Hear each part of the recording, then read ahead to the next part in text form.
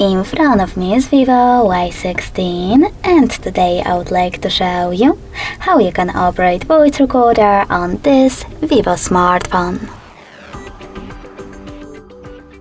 First of all, you need to find Recorder app, and when you find it, click on it.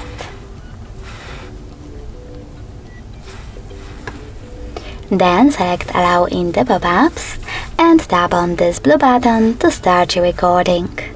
You can pause it or unpause it using the same one. If you wish to add a bookmark, click on the left one, and in order to end it and save it, on the right one. Now click on this pen icon to rename your recording however you wish to.